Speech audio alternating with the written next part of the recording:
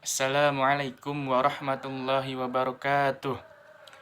Allahumma sholli ala Sayyidina Muhammad wa ala ali Sayyidina Muhammad. Adada ni'amillahi wa ifdalih. Allahumma akrimna binuril fahmi wa akhrijna min dhulumatil wahmi waftah lana abwaaba rahmatika wangsyur alaina hikmataka ya arhamar rahimin. Subhanaka la ilma lana illa ma 'allamtana innaka antal alimul hakim. Thayyib. Nama saya Ferdiansyah.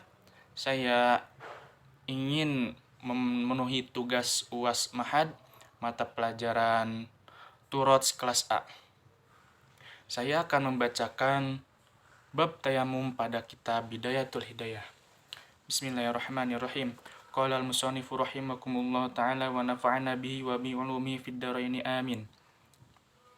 Adabut tayamumi fa in ajazat an isti'malil ma'i li faqdihi ba'da talabi aw li udrin min maradin aw li mani'i min al-wusuli ilahi man sab'ahu aw hubsin aw kana al-ma'i al-hadir tahtaju ilaihi li atashika aw li atshi rafiqika aw kana malikan li ghairika wa lam yabi' al-ba' kasor man min samanil misal aw kana bika jarahata aw maradi takhafu minhu ala nafsika fasbir hatta yadkhul waqtal faridah. Jadi di sini menerangkan adab-adab tayamum. Adab-adab tayamum yaitu jika engkau tidak mampu untuk menggunakan air karena karena tidak adanya air, dalam artian musim kemarau berkepanjangan di suatu daerah, itu diperbolehkan untuk bertayamum.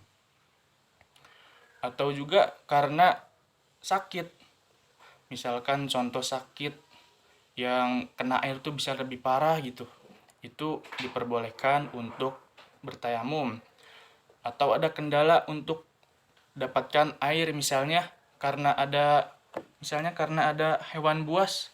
Ada hewan buas ketika di suatu daerah kekeringan, tapi di sana tuh di tempat airnya itu ada hewan buas. Misalkan ada singa atau singa, macan gitu, yang buas-buas lah ya, yang menyebabkan terancamnya nyawa kita, itu diperbolehkan untuk tayamum. Atau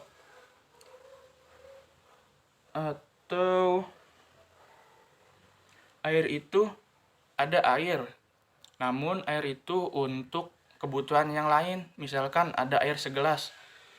Dulu juga ada ceritanya Nabi Muhammad itu berwudu dengan air segelas. Ada juga kan ulama yang menjelaskan cara berwudu dengan air yang segelas.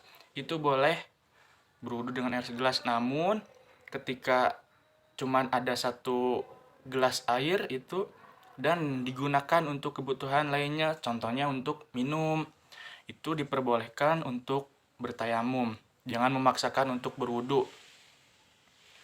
Lalu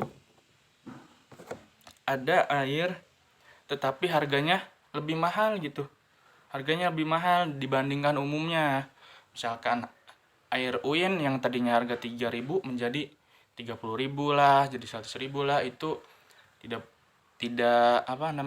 diperbolehkan untuk bertayamum, tidak dianjurkan gitu. Tidak dianjurkan berwudu karena harga air tersebut itu lebih mahal dibanding umumnya.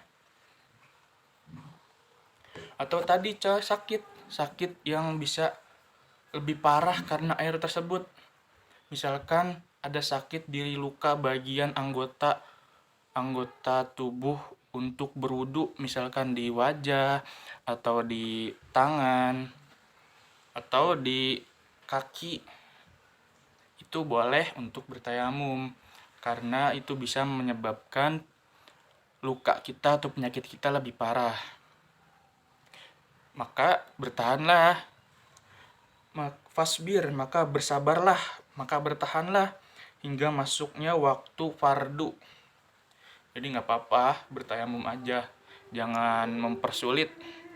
Lalu tadi juga itu yang ada air cuman dibutuhkan untuk kebutuhan lain. Misalkan kayak contohnya dulu ada ceritanya wanita pelacur dia membawa segelas air untuk minumnya seekor anjing, dan gara-gara kejadian tersebut wanita pelacur tersebut bisa masuk surga, karena rahmat mah tidak tahu dari mana saja.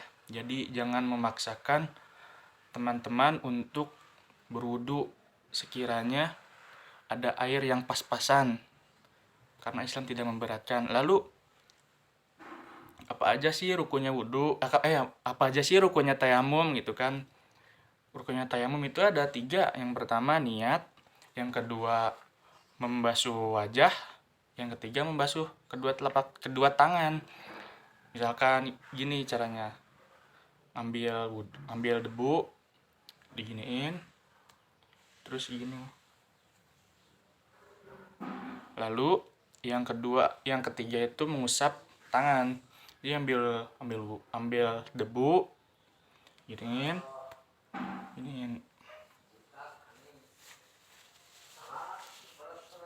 Jempol ini jangan sampai terkena kulit,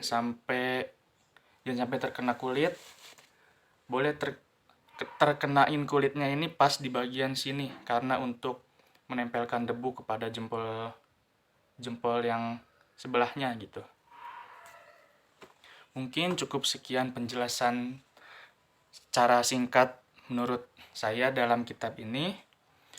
Syukron ala ikhtimam minkum, wallahu muwaffiq ila aqwamit thoriq. Wassalamualaikum warahmatullahi wabarakatuh.